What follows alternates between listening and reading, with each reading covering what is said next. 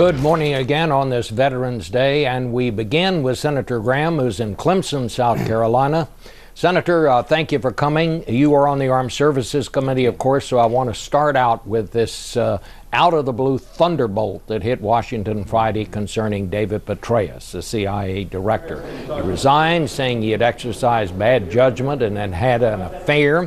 CBS News and several other agencies have now confirmed that the FBI got onto this after a third woman told them she had received threatening emails from the woman he is reported to have had the affair with. So I guess I would just simply start. Do you have any additional information to any of this?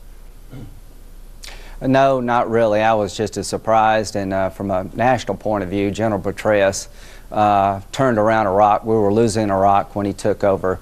We had it in a good spot. Unfortunately, I think the Obama administration's fumbled the ball with Iraq, but he turned Iraq around in Afghanistan. He's a great general, and his resignation is a loss for the country, but I understand why he had to resign. Do you, there are all these stories, these pieces of it that are now coming together, that now there seems to be another woman who was involved, and she went to the FBI because she was frightened of these emails. Do you think there ought to be a congressional investigation to sort this out, or is it best to just go on and leave it where it is? Well, if there's no effect of the affair on national security, I think we need to move on. But at the end of the day, the one thing that has to happen, in my view, is we got to get to the bottom of Benghazi. I hate what happened to General Petraeus for his family and the families for those involved, but we have 4 dead Americans in Benghazi. We have a national security failure long in the making. I don't see how in the world you can find out what happened in Benghazi before, during, and after the attack if General Petraeus doesn't testify. So from my point of view, it's absolutely essential that he give testimony before the Congress so we can figure out Benghazi. And from the Congress's point of view, instead of doing this in a stovepipe way, you got the Department of Defense that needs to explain themselves, the intelligence community. God knows the State Department needs to answer for their behavior regarding Benghazi. I would suggest that we have a joint select committee of House and Senate members, and we do this together, not have 3 different committees going off in 3 different directions, so we can get to the bottom of it like we did in Watergate and Iran-Contra. I think that would be smart for the Congress to combine resources. Well, you're on record as having said that the administration either deliberately misled people on what led to the deaths of the ambassador and those 3 other Americans, or it was just gross incompetence.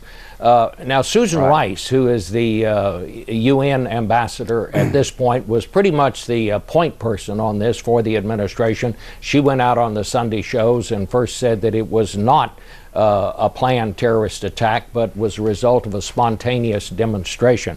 She is now being mentioned as one of those being considered for Secretary of State. Do you think what she said during the early days of this investigation, should that factor in any way on whether she should be considered as Secretary of State? Absolutely, without a doubt. I generally defer to presidential selections for cabinets and judges. I voted for both Supreme Court judges, not because I would have chosen them, because the president has a lot of leeway, and if they're qualified people, I tend to support presidential picks. However, I do reserve unto myself and other members of Congress the ability to say no when justified. I cannot imagine promoting anybody associated with Benghazi at this point. It's not just what she said after. How did the place become a death trap for months? Why did we keep it open or not reinforce it? There are too many questions to be answered. I don't quite frankly trust her rendition of Benghazi, so I think Susan Rice would have an incredibly difficult time getting through the Senate. I would not vote for her unless there's a tremendous opening up of information explaining herself in a way she has not yet done. Well, I mean, would you try to lead a move to block her from getting the nomination if in fact she is nominated? I'm not entertaining promoting anybody that I think was involved with the Benghazi debacle. We need to get to the bottom of it. The president has a lot of leeway with me and others when it comes to making appointments, but I'm not going to promote somebody who I think has misled the country or is either incompetent. That's my view of Susan Rice. There are other people out there. I don't want to fight with the president over something like this, but there has to be an accountability. You just can't let this happen and act as if there are no consequences. And one of the consequences to me is that Susan Rice needs to be held accountable. Let's talk a little bit about the election. A lot of talk about your party is going to have to kind of rethink some of its positions. A former chairman of your party said to me the other day, it's the Latinos, stupid, meaning you're going to have to do something to find a better way to appeal to Hispanics. What do you think the impact of the election was on your party, Senator, and what needs to be done here? Well, the one thing we do not need to do is abandon conservatism. In the exit polls of the elections, 51% of Americans said the government does too much, not too little. Conservatism would sell with Hispanics. They're hardworking, entrepreneurial, pro-life, pro-military. But the truth of the matter is, the immigration debate that we engaged in 2006 and 2007 has built a wall between the Republican Party and the Hispanic community because of tone and rhetoric. President Bush received 44% of the Hispanic vote in 2004. By 2008, we were down to 31, and in 2012, we're down to 27. This is an odd formula for a party to adopt, the fastest growing demographic in the country, and we're losing votes every election cycle. It has to stop. It's one thing to shoot yourself in the foot. Just don't reload the gun. So I intend not to reload this gun when it comes to Hispanics. I intend to tear this wall down and pass an immigration reform bill that's an American solution to American problem, but we have nobody to blame but ourselves when it comes to losing Hispanics, and we can get them back with some effort on our part. Would that mean finding some path to citizenship for the illegals that are in this country? It means securing our borders, which every American agrees with. It means making sure that you make it harder to hire illegal immigrants, verifying employment. We need to secure the borders, make sure you can't hire an illegal immigrant because you'll have documents that can't be faked. We need guest workers to make it a win-win for American employers when they can't find workers here. And when it comes to the 12 million, we need to be firm and fair. Self-deportation is not going to work. 65% of the people in the exit poll of this election supported a pathway to citizenship.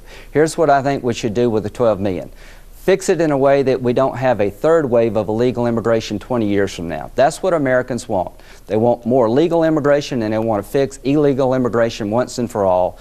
Have the 12 million, once you secure the border, and you do nothing until you secure the border, come out of the shadows, get biometrically identified, start paying taxes, pay a fine for the law they broke.